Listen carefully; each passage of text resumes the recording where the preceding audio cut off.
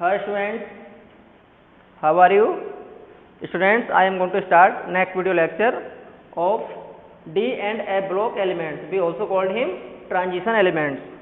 Okay, video number 2. Students, I am going to start first slide in front of you, electronic configuration of D block elements. Okay, so we can define the EC, full form of EC, electronic configuration. The EC of D block elements are found n-1 D1 to लेकर 10 electron ns1 to 2 electron. What is the mean of n and n-1? N represent here principal quantum number and principal quantum number represents class number or shell number.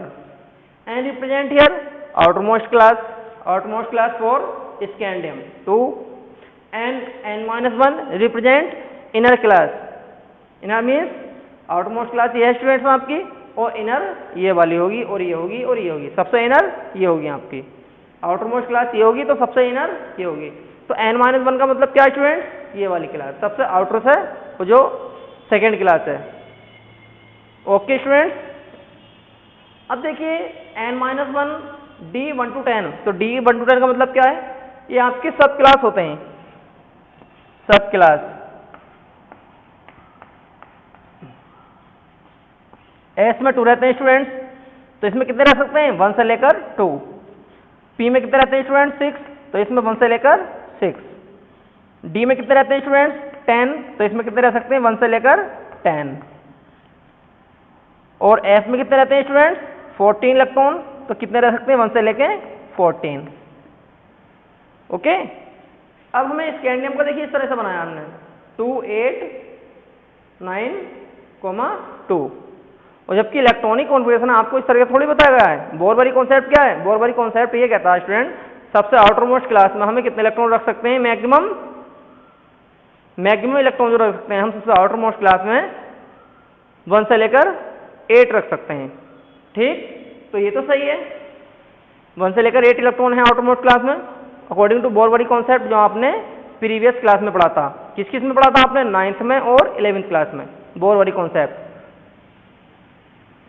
लेकिन यहाँ पर जब 1 से लेकर आप 8 electron रख सकते हैं, तो इससे पहले में कितने रखने होंगे आपको? ये यहाँ पर कंप्लीटली फिल्ड होनी चाहिए, या और कंप्लीटली फिल्ड कब मानी जाएगी? ये वाली, या तो यहाँ 8 इलेक्ट्रॉन हो, या फिर यहाँ पर 18 इलेक्ट्रॉन हो, या 32 इलेक्ट्रॉन हो. तब यहाँ पर आप कितने रख सकते हैं? 1 to 8 इलेक्ट्रॉन यहाँ पर फिल्ड कर सकते हैं. अब देखिए यहाँ पर 9 इलेक्ट्रॉन है, जो कि ये गलती है, लेकिन डी ब्लॉक एलिमेंट के इलेक्ट्रॉनिक कॉन्फ़िगरेशन इस तरह से बनाया जाता है. ओके, तो डी ब्लॉक एलिमेंट्स का इलेक्ट्रॉनिक कॉन्फ़िगरेशन स्टूडेंट्स बनाने के लिए आपको कुछ रूल्स सीखने होंगे. रूल्स क्या है स्टूडेंट्स? आपको फर्स्ट रूल तो यही है कि हमें 2 क्लास अनकम्प्लीट फिल करने हैं. 2 क्लास कौन कौन से अनकम्प्लीट फिल करने हैं? अब क्लास कौन से होते हैं स्टूडेंट्स? देखिए ये आपकी क्लास हैं, के में 2, एल में 8, एम में 18 और एन है 32. ये कंप्लीटली फिल्ड है स्टूडेंट्स. अगर आउटर मोस्ट क्लास में 8 या 18 या 32 इलेक्ट्रॉन है तो वो कंप्लीटली फिल्ड माना जाएगा आउटर मोस्ट क्लास में. अब यहाँ पर देखिए आउटर मोस्ट क्लास में 2 है तो कंप्लीटली फिल्ड नहीं माना जाएगा इससे. यहाँ पर कितने? 9, ये भी कंप्लीटली फिल्ड नहीं है, क्योंकि अंदर वाले क्लास कब कंप्लीटली फिल्ड माना जाता है? जब यहाँ पर 8 हो या 18 हो या 32 हो, तब उसे कंप्लीटली फिल्ड मानेंगे. तो देखिए ये भी अनकम्प्लीट है, ये भी अनकम्प्लीट है.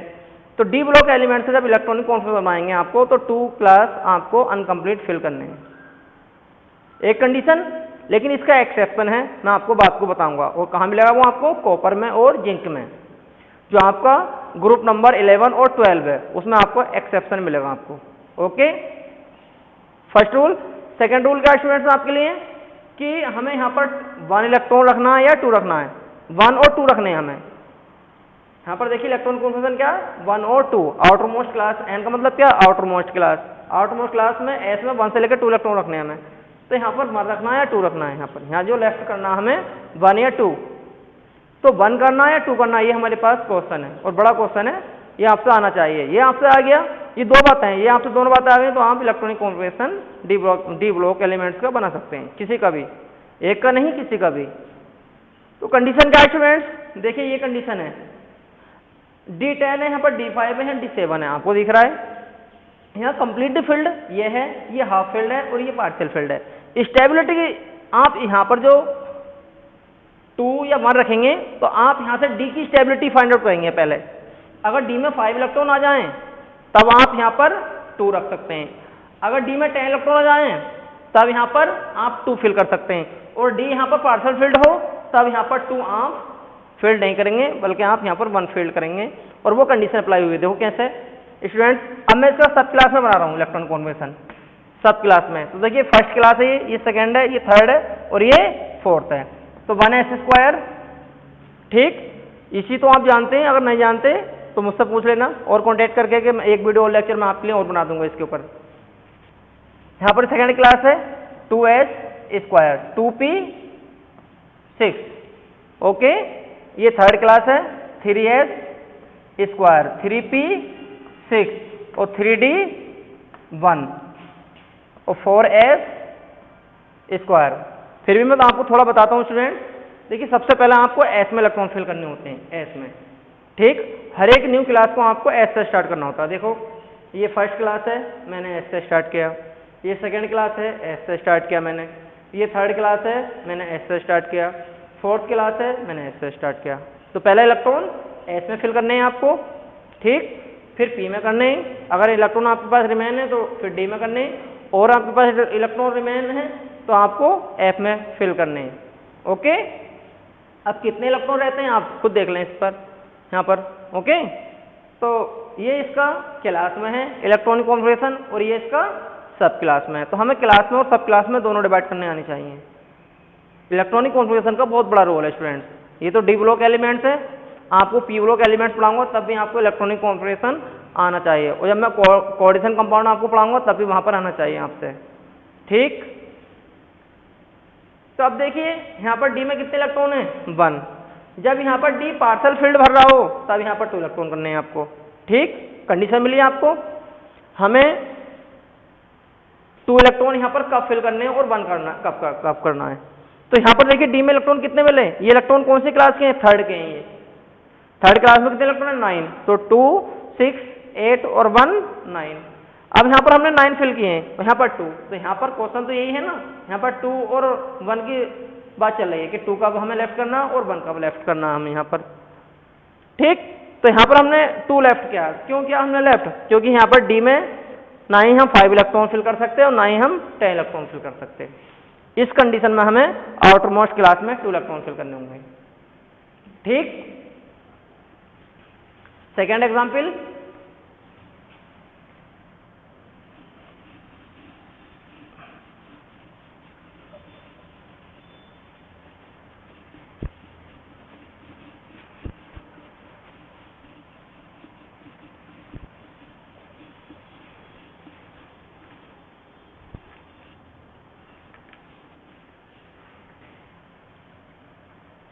Cr24।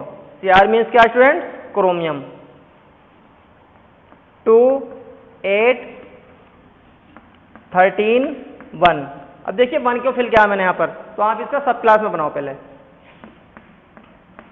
1s², 2s², 2p6, 3s², 3p6 और 3d5 और 4s1। मैंने आपसे कहा था देखो यहाँ पर डी में 5 इलेक्ट्रॉन है, तब हमने यहाँ पर 1 इलेक्ट्रॉन फिल किया है। हमें यहाँ पर इलेक्ट्रॉन 1 कब फिल करना है और 2 कब फिल करना है, जब ये कंडीशन पैदा होती हो, या तो डी में 5 हो जाए या डी में 10 हो जाए। अगर डी में 5 और 10 नहीं हो रहे तब हमें यहाँ पर 2 कर देने हैं यहाँ पर, ठीक। तो यहाँ पर हमें डी का ध्यान रखना है, अगर डी में 5 हो रहे हैं तब यहाँ पर हमें 1 रखना है, और डी में यहाँ पर 5 नहीं हो रहे, अगर 10 हो रहे हैं तब भी हम 1 रख सकते हैं, और 5 और 10 नहीं हो रहे तब यहाँ पर हम 2 इलेक्ट्रॉन रखेंगे। अंडरस्टूड, यही ट्रिक है डी ब्लॉक एलिमेंट्स की। अब देखिए आपका नेक्स्ट एग्जाम्पल Cu29, 2, 8, 18, 1। ये इलेक्ट्रॉनिक कॉन्फिगरेशन स्टूडेंट, ठीक है। और एक मैं और बना सकता हूँ आपके लिए, 2, 8, 17, 2। अब देखिए दोनों में क्या एक्सेप्शन है, 1s², 2s², 2p6, 3s², 3p6, 3d 10 और 4s1। यहां पर कंडीशन क्या है students, 1s², 2s², 2p6, 3s², 3p6 और 3d 9 और 4s²। ऊपर वाले में स्टूडेंट्स यहां पर d में 10 इलेक्ट्रॉन है, d में 10 इलेक्ट्रॉन है और नीचे d में 9 इलेक्ट्रॉन है। तो इसकी स्टेबिलिटी किसकी हाई होगी, इसकी स्टेबिलिटी कम होगी। जो कंप्लीटली फिल्ड होते हैं उनकी स्टेबिलिटी सबसे हाई होती है और जो हाफ फिल्ड होते हैं उनके बाद होती है, और सबसे कम किसकी होती है, जो पार्शियल फिल्ड होते हैं। ओके स्टूडेंट, तो सही इलेक्ट्रॉन कॉन्फ़िगरेशन कौन सा है, ये वाला, क्योंकि यहां पर d में 10 इलेक्ट्रॉन है और यहां पर d में 10 इलेक्ट्रॉन नहीं है। ओके, तो जब डी ब्लॉक एलिमेंट के इलेक्ट्रॉनिक कॉन्फ़िगरेशन बनाते हैं तो 2 सेल अनकंप्लीट रखते हैं हम, 2 सेल। देखिए यहाँ पर 2 सेल अनकंप्लीट है, तो इस बात को ये सही कर रहा है। लेकिन जो दूसरी मैंने बात बताई है स्टेबिलिटी, क्योंकि स्टेबिलिटी हर जगह जीतती है, यहाँ पर स्टेबिलिटी हर जगह जीतेगी इस कंडीशन में, तो स्टेबिलिटी यहाँ पर हाई है डी सब क्लास की, तो सही इलेक्ट्रॉनिक कॉन्फ़िगरेशन ऊपर वाला है। अब डी ब्लॉक एलिमेंट्स की कंडीशन यही है जो मैंने आपको बताई है कि 2 सेल कंप्लीट रखते हैं, तो यहाँ पर तो 2 सेल अनकम्प्लीट है लेकिन स्टेबिलिटी भी उसके साथ में चलती है। ओके, ऐसे आपके लिए एग्जाम्पल है Zn 30, 2,8, 18,2। यहाँ भी स्टेबिलिटी वाली कंडीशन है और यहाँ पर आप 3 इलेक्ट्रॉन रख नहीं सकते, क्योंकि जो आउटर मोस्ट क्लास में इलेक्ट्रॉन रखते हैं डी ब्लॉक में वो कितने रखते हैं आप, 1 और 2। तो यहाँ पर एक इलेक्ट्रॉन यहाँ नहीं रख सकते, यहाँ से लेकर इलेक्ट्रॉन यहाँ पर रख सकते, यहाँ से एक इलेक्ट्रॉन लोगे तो यहाँ पर 3 हो जाएंगे और वो चलाएंगे पी में, और पी में इलेक्ट्रॉन चला गए तो पी ब्लॉक एलिमेंट्स बन जाएगा। और हमें डी ब्लॉक एलिमेंट्स का इलेक्ट्रॉनिक कॉन्फ़िगरेशन बनाना है, तो इसका भी आप बना लोगे इसके तरह। ठीक,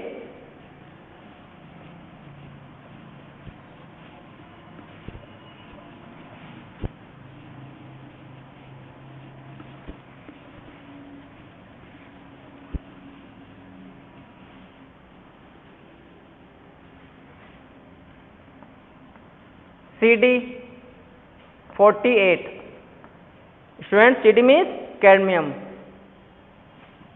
2, 8, 18, 18, 2।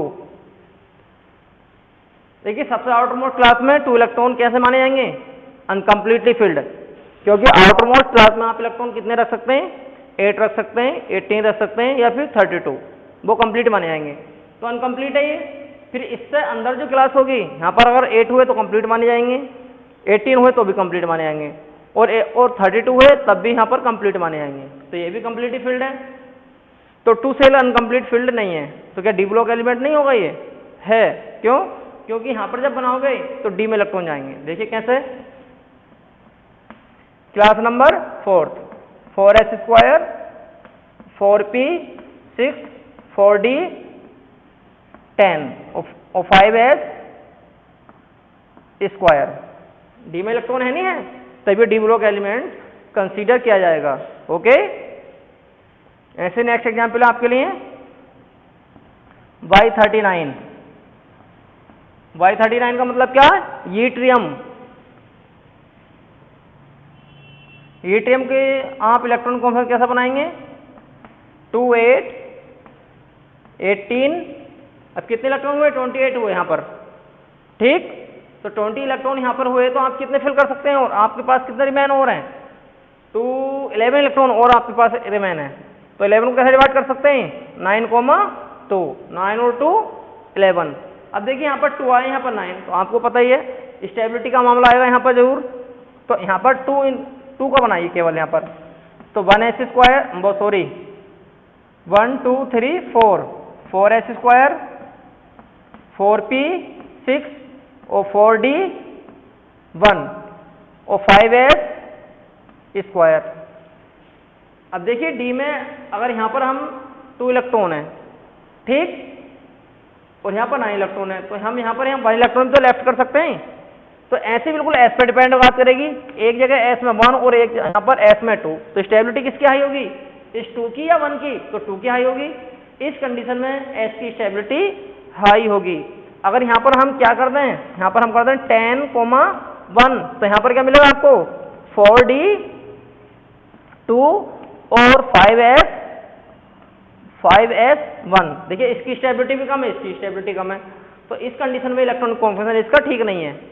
ठीक, इस कंडीशन में ठीक है, कम से कम एक की स्टेबिलिटी तो हाई है, एस की स्टेबिलिटी हाई है, ओके। और इस कंडीशन में तो दोनों की स्टेबिलिटी कम हो गई, ये भी पार्शियल फील्ड और ये भी ये हाफ फील्ड है, okay.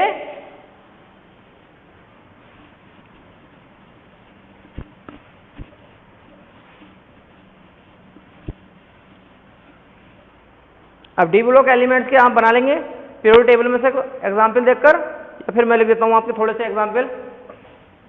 Hafnium 72, tungsten 74, PT 78, AU means gold 79, HG 80,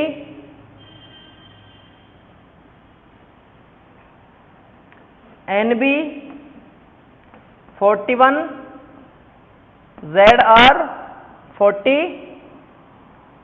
MO 42, TC 43, RU 44, RH 45, AG 47, okay. इनके आप बना के देखें, और आपसे नहीं बने तो मुझसे कांटेक्ट करना।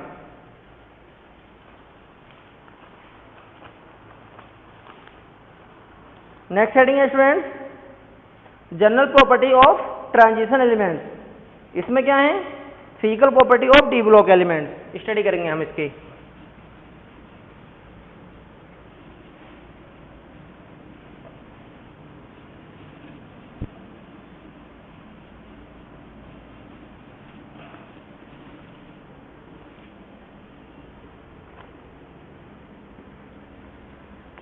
General properties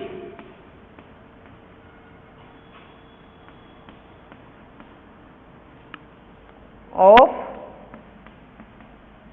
the transition elements,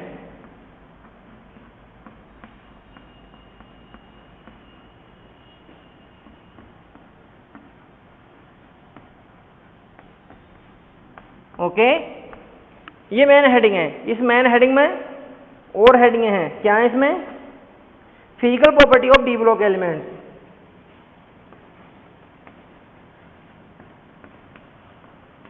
physical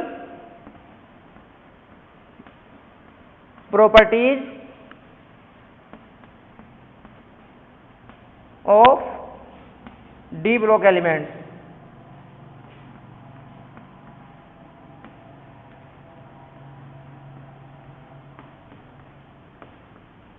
physical property में क्या था स्टूडेंट, उनका रंग कैसा है, कलर कैसा है, उनका मेल्टिंग पॉइंट कैसा, बॉइलिंग पॉइंट कैसा, वेपर बनती है नहीं बनती है, हार्ड कितने, सॉफ्ट कितने, ये देखने में आता है। तो आप डी ब्लॉक एलिमेंट्स में सारी मेटल्स हैं, यू नो वेरी वेल।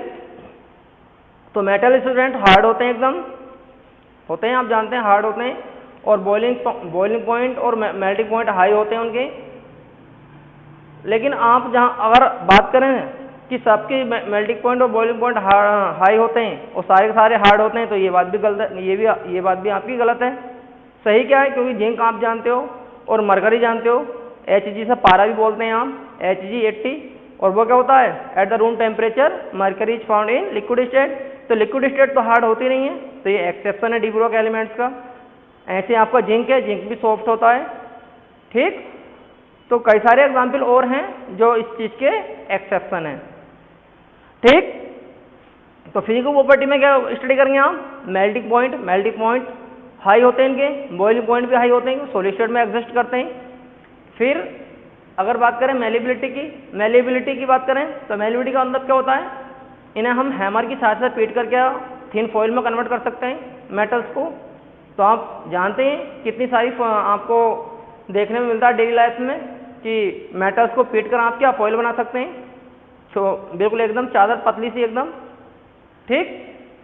तो इस चीज़ को क्या बोलते हैं आप, मेलिबिलिटी बोलते हैं। एक होता है प्रॉपर्टी सोनोरस का मतलब क्या होता है, अगर आप इन्हें हैमर से पीटोगे तो इनमें से आवाज़ निकलेगी, उसे बोलते हैं आप सोनोरस। ऐसे ही टेंसाइल स्ट्रेंथ होती है, टेंसाइल मीन्स क्या होता है आप जानते हो। और डक्टिलिटी होती है, डक्टिलिटी में क्या होता है स्टूडेंट्स, अगर आप इसे वायर बनाना चाहो तो वायर बन जाते हैं इसके। और आप घरों में वायरिंग जो होती है वो आप जानते हो या तो कॉपर की होती है, फिर एल्यूमिनियम की, और आयरन के वायर भी बन सकते हैं। और सबसे ज़्यादा जो डक्टिलिटी पावर होती है स्टूडेंट वो होती है आपके गोल्ड में, ठीक। ये इतनी सारी बातें हैं जो फिजिकल प्रॉपर्टी में आती हैं। अगर इनके रंग की बात करें तो रंग भी इनकी सरफेस का कोई ना कोई अपना रंग होता है, ठीक। तो इतनी सारी जो बातें हैं ये फिजिकल प्रॉपर्टी में आपको लिखनी है, आप अपनी खुद नोट्स बना लेंगे।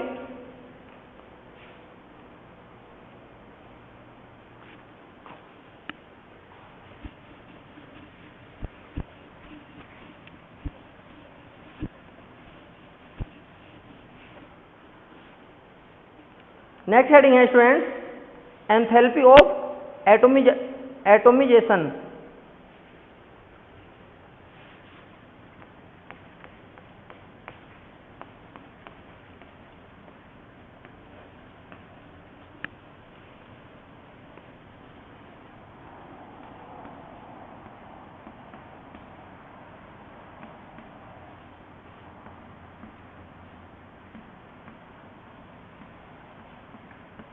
एंथैल्पी का मतलब क्या होता है स्टूडेंट, हीट। और एटोमिजेशन का मतलब क्या होता है स्टूडेंट, एक बड़ा कोई पार्टिकल्स है, आयरन का ले लो या किसी भी मेटल्स का ले लो, उसे छोटे छोटे एटम में तोड़ दो उसे। तो छोटे छोटे एटम्स में डिवाइड करने के लिए स्टूडेंट क्या चाहिए आपको, एनर्जी या फिर हीट। इस चीज को क्या बोलते हैं आप, एटोमिजेशन बोलते हैं, ओके। तो इसे आप लिख सकते हैं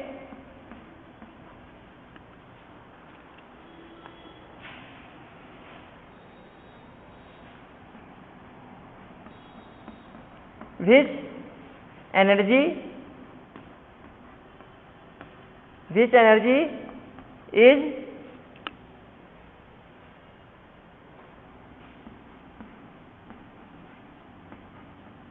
required to convert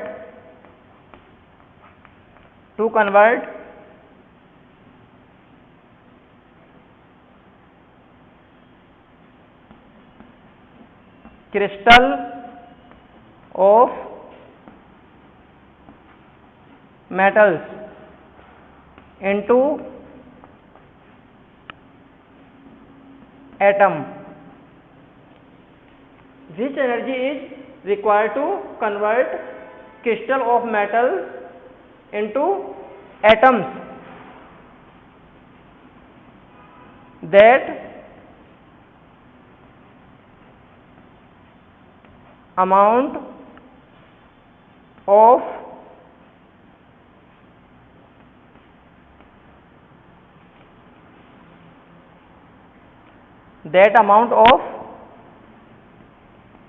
energy is called enthalpy और हीट, ठीक।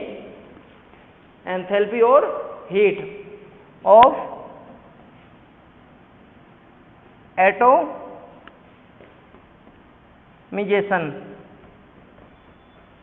ओके। इस तरह से डिफाइन कर सकते हैं आप एंथैल्पी और हीट। एटोमिजेशन मीन्स एक बड़े पार्टिकल को एटम में कन्वर्ट करने के लिए जो एनर्जी आपको रिक्वायरमेंट होगी उसे बोलते हैं आप एटोमिजेशन, ऑफ एंथैल्पी या एंथैल्पी ऑफ एटोमिजेशन। आप जानते हैं जो छोटे छोटे पार्टिकल्स होते हैं स्टूडेंट्स, वो एटम से मिलकर बने होते हैं। कोई भी मेटल्स है, मेटल्स जो होते हैं वो छोटे छोटे बहुत सारे एटम से मिलकर बने होते हैं। जो एक बड़ा पार्टिकल होता है वो छोटे छोटे एटम से मिलकर बना होता है। एटम तो छोटे होते ही आप जानते ही हैं। Atom is the smallest particle of a substance. तो ऑल द